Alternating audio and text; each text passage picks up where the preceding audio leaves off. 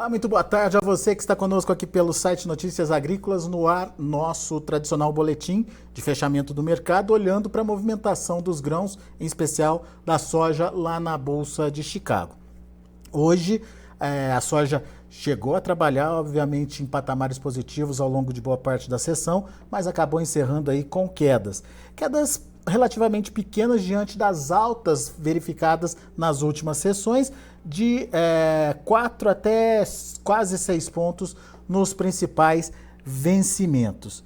Como é que a gente pode entender essa movimentação lá em Chicago? Será que o mercado está perdendo fôlego? Será que aquele ritmo de alta que a gente viu aí vai ter uma parada agora? Foi só uma parada estratégica para retomar a respiração e depois seguir em frente? Enfim, vamos entender o que o mercado traz para a gente, quais são os fatores e fundamentos que podem influenciar na formação de preços. E está aqui comigo Mário Mariano, diretor da AgroSoia, da Novo Rumo Commodities. Mário Mariano, perguntas objetivas para você aí. Eu quero ver o que você tem na manga para trazer para a gente e explicar para a gente o que está acontecendo. Afinal de contas, é só um respiro para tomar novo fôlego, ou dá para dizer que agora não tem mais jeito, já batemos no teto e temos que esperar mais um pouco por novidades? Seja bem-vindo, meu amigo. As novidades não são tão relevantes, pois ela já está requentada. A produção sul-americana é o grande e maior e importante aliado de quem está procurando mercadoria. Boa tarde, Alexander. Boa tarde aos amigos do campo. O que eu posso lhe afirmar é que hoje a América do Sul ela tem a maior importância dados os fatores climáticos e a redução de produção, onde globalmente essa verdade de produção, onde se tem grãos, onde se tem farelo e onde se tem óleo de soja, acaba abastecendo 55% da produção global.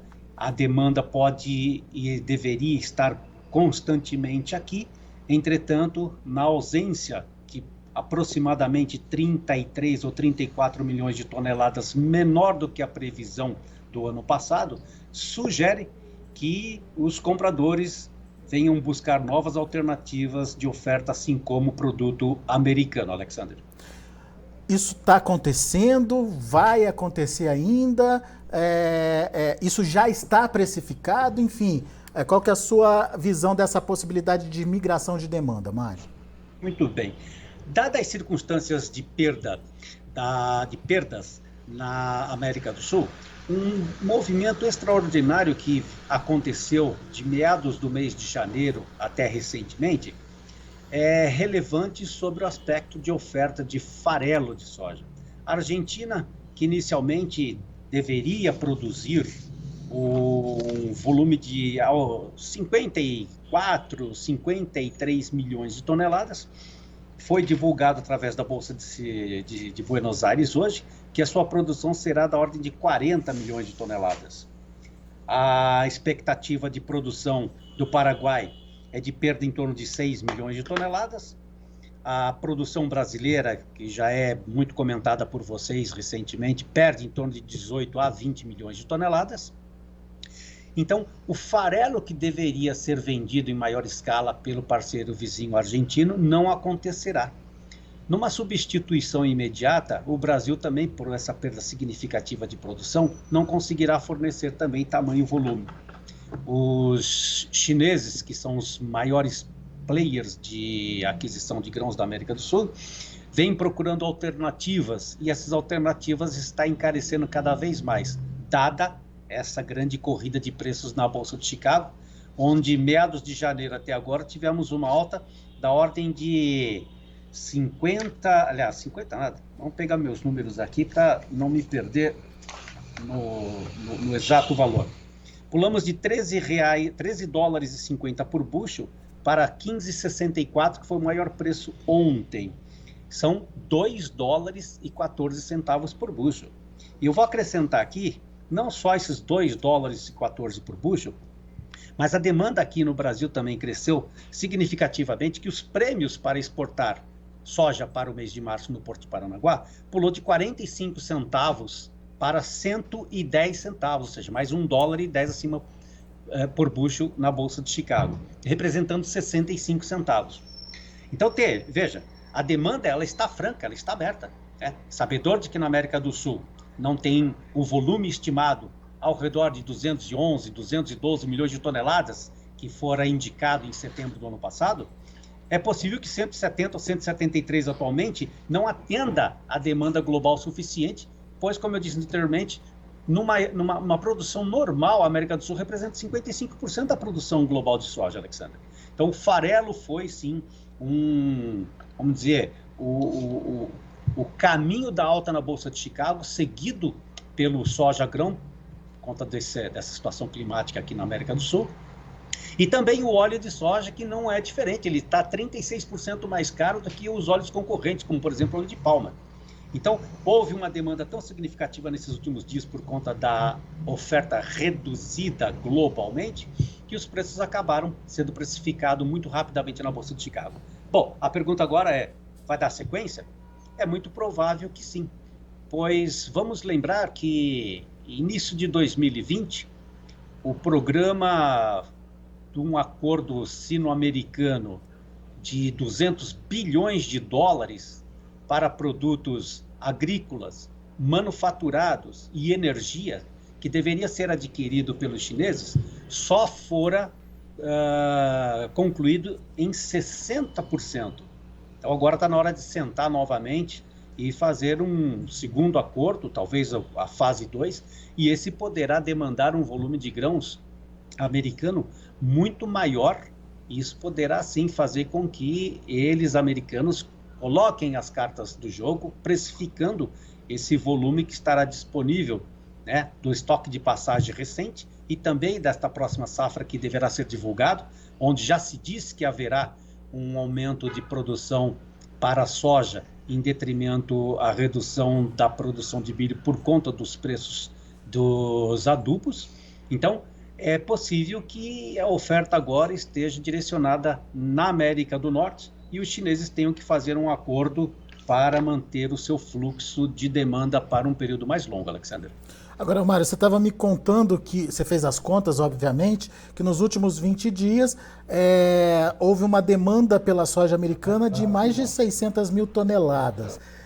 Como é que você avalia esse número? É muito, é pouco para esse período estar dentro da normalidade ou já é uma demonstração de que vem aí uma demanda mais agressiva pela soja americana?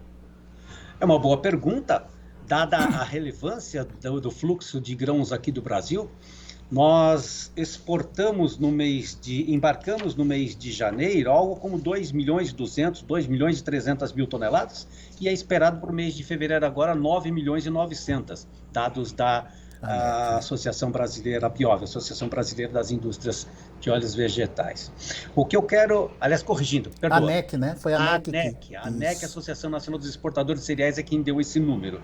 Então, dadas as circunstâncias do atraso da colheita do Brasil, né, que fora comercializada antecipadamente, especialmente pelo Mato Grosso, que foi plantado antecipadamente e deveria ser colhido antecipadamente, o volume deveria ser maior embarcado e não ocorreu por conta de clima, excesso de chuvas, fez com que o volume de navios ficassem parados e até hoje você vai encontrar aí no Arco Norte, Barcarena, por exemplo, vai pegar em Santos, vai ter em Paranaguá, fila de 8 até 15 dias de atraso, porque não temos a soja suficiente. Onde eu quero concluir? E estou tentando responder a sua pergunta sobre as 640 mil toneladas que os chineses compraram nos Estados Unidos. Com o atraso das compras que o Brasil não conseguiu entregar ainda, devido ao clima, e principalmente porque a soja já está prometida e não tem um substituto imediato, tem que comprar soja disponível nos Estados Unidos. Então, essas 641 mil toneladas que eu vi registrado, confirmado pelo Departamento de Agricultura americano, de janeiro até agora, aliás, de 10 de janeiro até agora, não é um grande volume, porque foi confirmado no relatório semanal de hoje que a somatória da safra 2021 e 21 e 22 americano foi embarcado 1.982.000 toneladas. Estão embarcando o máximo que pode, comprando de mão para boca até que se normalize os embarques da soja brasileira, Alexander. Esse número de 640.000 toneladas, tentando responder a sua pergunta, é bom, mas não é tão grande quanto poderia ser diante do que há de disponibilidade do produto americano e a ausência de produto brasileiro por conta da colheita atrasada. E daí a gente tem 2 pontos aí para conversar, Mário. Assim, disponibilidade do produto brasileiro nos próximos dias. Me parece que tem mais previsão de chuva e, consequentemente, mais atraso de colheita. E o segundo ponto, não 640.000 toneladas não é muito, é bom, mas não é muito, mas pode ser maior. E isso também pode ser um incentivador para a alta em Chicago? Bom, eu vou começar pela primeira resposta, pela primeira pergunta, visto que onde há chuvas que está atrás da colheita hoje é a região central. Então, lá no Mato Grosso, existe um movimento de colheita que já é ao redor de 13% até ontem, por exemplo. É um aumento de 7% num ritmo lento, na minha opinião, comparado a um período seco, ok? Então, esses 13% que até agora foram colhidos, e comparado aos 2% do ano passado, é bastante grande, mas não o suficiente para atender a fila de navios que estão parados nos portos, conforme conversamos agora mesmo. Voltando para o período de chuvas, eu vou dar um exemplo como Sorriso, que é um ponto importante de produção, um ponto importante de embarque, que está ali perto do Arco Norte, e seria um fluxo rápido de saída de grãos daquele produto para os navios. Muito bem. Do dia 1º de fevereiro até o dia 15, há previsões de 173 milímetros de acúmulo de chuvas e até 72% de umidade nesse período. Por consequência, vai ter uma colheita assim, 2, 3 horas por dia, provavelmente, só que isso trará uma quantidade muito grande de produtos úmido, que leva muito tempo para secar, leva muito tempo para sair da lavoura, leva muito tempo para sair do armazém, e isso vai continuar sendo moroso até que chegue nos navios do Arco Norte, ou até mesmo volte para a ferrovia em Rondonópolis e descarregue em Santos. Então, não é um privilégio de Sorriso, estou dando apenas um dado da região, mas estamos vendo chuvas também na região de Tangará da Serra, na região de Desciolândia, na região do Campo Novo do Parecis, Sapezal, que são outras regiões de polos importantes de produção também e colheita nessa época do ano. Então isso me leva a crer que vamos continuar a ter, sim, diante desse período chuvoso de fevereiro, um fator de sustentação de preços na Bolsa de Chicago, porque a demanda vai continuar nos Estados Unidos. A segunda pergunta, você pode me ajudar? Era se, tomando como premissa essa condição de continuidade de atraso da oferta aqui no Brasil, se a gente poderia ver um avanço maior sobre o produto americano. Muito bem. É possível e até palatável entender que, diante da oferta disponível americana, porém com preços bem mais salgados do que o nosso, aspas, lembre-se que nós comentamos que o mês de janeiro ele teve uma valorização do real de quase 7%, para ser mais exato, 6,6%, então encareceu o produto brasileiro, não só pela tarifa cambial, mas também pelos prêmios pagos pela exportação, que subiram ao redor de 60 centavos maior, a mais do que os preços na Bolsa de Chicago, que já se elevaram bastante, $2,10 por bushel. Então, sim, continuaremos a ter um movimento de alta na Bolsa de Chicago, se não exatamente nos vencimentos futuros do mercado futuro, mas em prêmios pagos ao produtor e até mesmo em outra situação que é a oferta local. Então, isso me faz acreditar que o movimento na Bolsa de Chicago continuará sendo, sim, especulativo, pois não só o fundamento de demanda e oferta estará presente na comercialização, como também, e o que eu acho bastante importante pontuar, que os 7% de inflação naquele país, indicado na somatória até o último mês de dezembro, será o suficiente para avançar mais rapidamente, através do aumento da taxa de juros, um controle inflacionário e também sinalizando a importância dessa necessidade de aumento da taxa de juros para controle de inflação, pois ontem fora divulgado pelo Banco Central americano que pela primeira vez na história aquele país soma 30 trilhões de dívida. Então é necessário sim que se tenha um aumento na taxa de juros para que haja o controle da inflação e todo esse dinheiro que foi colocado no mercado por conta da pandemia.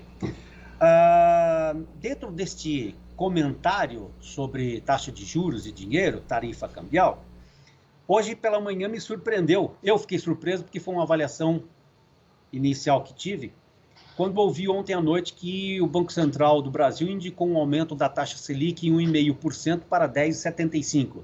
A minha cabeça veio de baixa na taxa cambial no início dos trabalhos, mas quando eu vi a abertura ela estava positiva. É o aumento da taxa de juro do Banco Central Europeu, inglês, e essa expectativa americana de aumento de taxa de juros. Então, se está aumentando os juros aqui no Brasil, deveria entrar bastante dinheiro para aplicar recursos de estrangeiros aqui? Sim, mas houve um reequilíbrio com as tarifas, as taxas de juros nos outros países, como eu citei, o Banco Central Europeu, a Inglaterra e também a previsão de aumento de juros nos Estados Unidos. Portanto, o dólar acabou subindo hoje e estava aí trabalhando ao redor de 5,30, 5,31, o que faz com que equilibre esses valores e mantenha vamos dizer assim, um fluxo de recursos para o produtor, que está tendo preços maiores no prêmio da exportação na Bolsa de Chicago e também na demanda mais aquecida atualmente, Alexander. Muito bom. Ô Mário, diante desse cenário, a gente tem então essa perspectiva ou essa condição de continuidade das altas para a soja. Seja em Chicago, efetivamente com os especuladores, enfim, o mercado agindo lá em cima, seja através dos prêmios que estão sendo colocados aí para estimular a oferta da soja que está na mão do produtor. Agora, o mercado já começou a reclamar do preço, na sua opinião, Mário? Já estabelecemos um teto onde, a partir daquele ponto, fica difícil considerar um aumento de demanda? A demanda do Mato Grosso, sobretudo o local onde eu trabalho frequentemente, mostra uma força significativa devido à retração momentânea do produtor, que está mais preocupado com a colheita, onde o clima tem sido um lobo mau. Diante desse cenário, então, num curto prazo, onde a Bolsa subiu significativamente junto com os prêmios, conforme citamos, e a chuva localizada distraiu o produtor, que não está mais pensando numa venda nova, e dá a conotação, dá entendimento de que a oferta está reduzida. Mas sabemos que existem volumes vendidos, vendas antecipadas vendidas, que devem ser colocados esse produto na praça, né? Então o produtor está conseguindo angariar preços maiores por conta desse momento de retração de ofertas, onde os compradores estão pagando preços melhores, até por conta de uma tarifação cambial, com vencimento mais longo, e também escapando daquilo que também é o lobo mau do produtor, o início da safra, que é o frete exagerado, ou seja, o preço muito caro do frete. Estamos vendo fretes aí em torno de R$50 por tonelada, mais caro do que o ano passado, no mesmo período de colheita.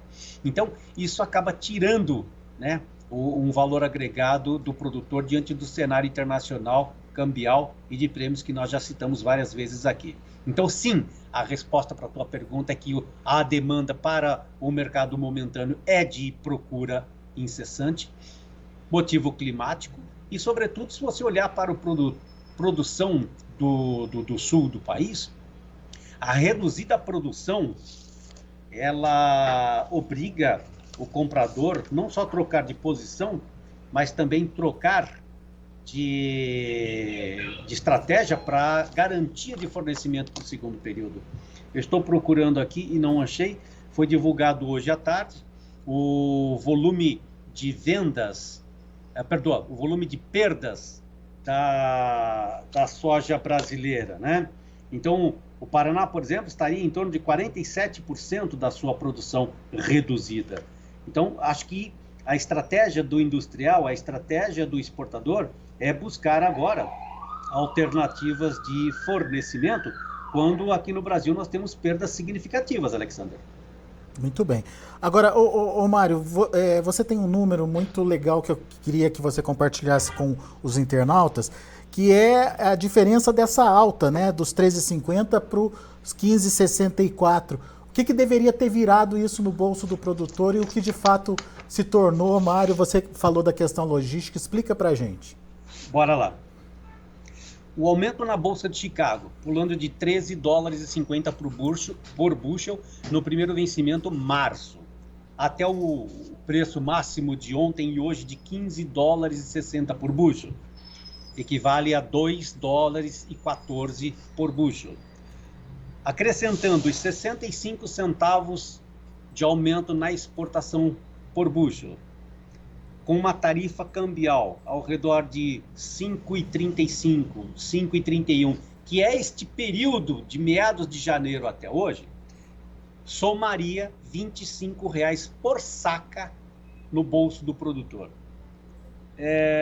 Pode não ter acontecido, Alexander, no bolso do produtor gaúcho, ou Tocantins, ou Bahia, ou Mato Grosso, mas a matemática é uma só. Ele deu esse potencial e pode não ter sido repassado porque teve, por exemplo, o exagerado aumento do transporte. Então, vou dar um exemplo para ti aqui. Nas fábricas de Rondonópolis, do Mato Grosso, R$ 181,00 é o preço de venda para mercadoria disponível hoje, e meados de janeiro, R$ 162,00, R$ 161,00. Então, nós tivemos um aumento na fábrica de Rondonópolis da ordem de R$ 20,00 por saca. É um número significativamente grande, somando o aumento de Chicago, os prêmios da exportação, o frete, né, e a tarifa cambial de ao redor de 5,31, 5,35. Por isso, o produtor teve sim nesse período um aumento, um ganho significativo do seu ativo, e o seu patrimônio só não foi mais valorizado porque ainda não fora colhido, Alexander. Muito bom. Mário, eu tô vendo aqui, na hora que a gente começou a entrevista, o Chicago não tinha fechado ainda. Por isso que eu falei daquelas perdas de 4 a 6 pontos. Mas agora está encerrando praticamente no 0-0, pelo que eu tô vendo aqui, né?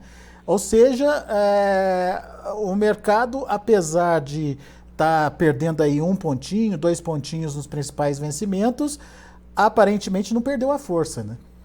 Então, veja só, nós estamos falando de um aumento significativo em termos de porcentagem, né?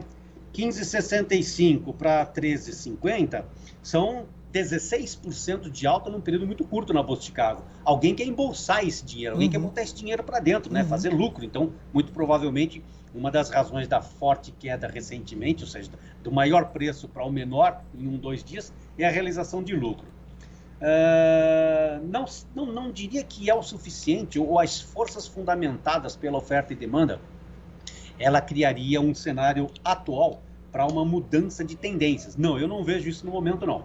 Ao contrário, eu continuo vendo um potencial aumento de preços na Bolsa de Chicago, porque ainda tem uma demanda muito grande por parte de chineses para buscar abastecimento de grãos para os próximos 6 meses. Então temos ainda muita demanda por enxergar, principalmente por parte da China, Alexandre. E eu quero voltar aqui que deixei em aberto uma lacuna aí, para lhe dizer do tamanho das perdas que foram divulgadas no dia de hoje do Brasil. Então vamos lá, a ordem é essa aqui, ó. Santa Catarina perde 27%, o Paraná perde 41%, e o Rio Grande do Sul 48%, somando por final o Mato Grosso do Sul em 23%. Voltando naquele momento, onde eu tentei colaborar com o aumento da Bolsa de Chicago, câmbio e prêmios na exportação, esse ganho não foi passado para o produtor sulista exatamente porque não há uma colheita suficientemente grande para que ele tire proveito, e os reflexos da alta da Bolsa de Chicago e os prêmios para exportação é dada a triste perda da produção desses produtores sulistas, Alexandre. É aquela história, né, Mário? O grão que remunera é o grão que você tem para vender, né? Não adianta ter preço lá de R$ 200, como a gente está vendo agora, se você não tem aí a mercadoria para participar. É verdade, e eu até acrescento também que temos não só no Brasil, como também essa previsão negativa de produção reduzida na Argentina, no Paraguai, que também não só por conta da produção climática menor, mas também por conta das suas situações políticas. Então, o câmbio nesses países estão deixando também a desejar a possibilidade de ganhos no ativo, assim como também a política de exportação. Nós tivemos recentemente uma ameaça também aqui no Brasil, Alexander, onde fora ontem cancelado ou retirado um projeto de lei tributado ou tributário para a exportação de milho. Então, veja, no momento onde há uma produção reduzida, onde o produtor poderia talvez ter um ganho do saldo do que foi colhido, no caso dos produtores sulistas, e vem um projeto de lei para tributar e esse milho deveria voltar para ficar no mercado interno depreciando valores, seria um tiro no pé. Mas ainda bem que foi retirado, portanto não temos esse temor até o mês de dezembro de tributação de exportação de milho, Alexandre. Boa, Mário, boa lembrança. Deixa eu só fazer uma última pergunta, prometo que é a última pergunta, mas só que me veio agora à cabeça, principalmente para tentar entender, quando eu falei dos R$ 200, para entender o potencial de valorização aqui no Brasil. A gente tem uma possível alta em Chicago ainda por acontecer, mas isso aconteceria em função de uma demanda se voltando para a soja americana. Isso tira a força do nosso prêmio, ou seja, estagnamos ali nos R$ 200, ou também no mercado interno a gente pode voltar a subir, pode voltar a ter preços maiores, Mário? Nós temos duas respostas para ti. Uma delas é que os R$ 200 que fora tratado em Santa Catarina e parte do Paraná, ele, de certa forma, simbolicamente, ele é menor do que o preço pago no Mato Grosso, dada a distância entre um ponto e outro comercial, por conta do frete que está no meio do caminho. Então, por exemplo, R$ 181 em Rondonópolis com frete até a região sul, equivale mais do que R$ 200 na região sul que você citou que fora negociado.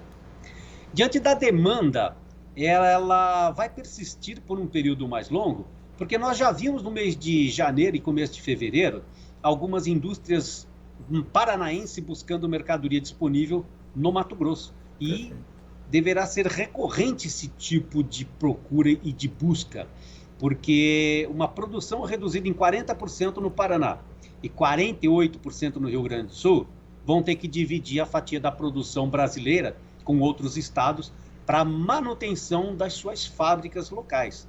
Então eu penso que esse ano nós vamos ter demanda industrial dos sulistas nos mercados Matopibá, Centro-Oeste para o Mato Grosso e Mato Grosso do Sul, e possivelmente se a demanda chinesa ou de qualquer outro país que estivesse presente no Brasil e migrar para os Estados Unidos, ainda assim nós vamos ter bastante comprador para abastecimento de farelo, óleos. Quando eu digo óleos, eu estou generalizando tanto de consumo de cozinha como para o biodiesel, e também dada a redução da produção do milho da primeira safra e essa dificuldade de plantar com esse excesso de chuva no Mato Grosso, provavelmente o mercado de bioenergia também demandará grãos de milho, provocando uma demanda também para etanol e uma busca maior por óleo de soja para a substituição do óleo de milho. Portanto, temos um mix interessante da produção, da demanda, para que ao decorrer do nosso ano comercial tenhamos bastante trabalho e que venha. Muito bom.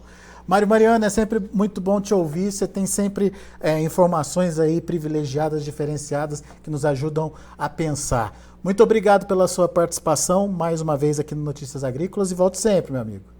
Obrigado, é bom estar com você nesse nosso primeiro encontro de 2022. Verdade. E é bom que eu também cite mais uma vez, reiterando que O que eu estou levando ao seu público, aos nossos amigos, é o meu universo até onde eu consigo buscar informações e concluir o que é bom para nós na produção e na demanda, tentando desmistificar, em palavras mais simples e fáceis, uma tendência de preços que possa trazer o benefício ao nosso ouvinte, o nosso amigo do campo, para tomada de decisão futura. Até um próximo encontro. Foi bom estar com você, Alexandre. Grande abraço, meu amigo. Até a próxima. Tá aí, Mário Mariano, aqui com a gente no Notícias Agrícolas, analisando o mercado. O Mário tá otimista aí com a continuidade da alta nos preços da soja. Isso é importante a gente destacar, que a gente está ouvindo analistas, está ouvindo consultores, enfim, está ouvindo diferentes opiniões, justamente para que você tenha informações e, a partir daquilo que você acredita e ouve, tomar as suas decisões, obviamente. Então, essa pluralidade de informação é muito importante e a gente faz questão de que exista no Notícias Agrícolas para que você, a partir delas, possa ser o porta-voz de si mesmo. Combinado? Vamos aos preços, vamos ver como estão as negociações lá na Bolsa de Chicago. De olho na tela, desculpem, olha aí a soja para março, 15 dólares e 44 centes por bushel, perdendo 1 ponto. Maio, 15 dólares e 47 centes por bushel, perdendo 2,5 pontos. Para julho, 15 dólares e 42 centes por bushel, perdeu 0,75. Você viu que desde o início do boletim mudou um pouquinho em relação aí à desvalorização. Agosto já aparece positivo, 0,75 a 15 dólares e 5 centes por bushel. Essa é a movimentação da soja. Vamos ver a movimentação para o milho. Milho no vermelho. Não resta dúvida, você vê aí na tela o março perdendo 5 pontos mais 75 a 6 dólares e 16. O maio, 6,17, perdeu 5 pontos. O julho, 6,13, perdeu 4 pontos mais 25. E o setembro, 5 dólares e 79 centes por bushel, uma queda de 4 pontos. Para finalizar, o trigo, que também está encerrando aí no vermelho. Março, 7,51, 3,25 de baixa. Maio, 7,58, 2,75 de baixa. Julho, 7,52, 2,75 de queda. Setembro, 7 dólares e 53 centes por bushel, uma queda de 2 pontos mais 75. São os números de hoje de fechamento do mercado lá na Bolsa de Chicago, números que podem orientar aí você e principalmente a sua decisão de comercialização. Daqui a pouco a gente volta com outras informações, mais destaques, tudo para você no Notícias Agrícolas, para que você seja o produtor mais bem informado no Brasil. Lembrando que o Notícias Agrícolas está completando 25 anos ao lado do produtor rural. Se inscreva em nossas mídias sociais. No Facebook, Notícias Agrícolas. No Instagram, @Notícias Agrícolas. E em nosso Twitter, @Norteagri. E para não perder nenhum vídeo, não se esqueça de nos acompanhar no YouTube e na Twitch, Notícias Agrícolas Oficial.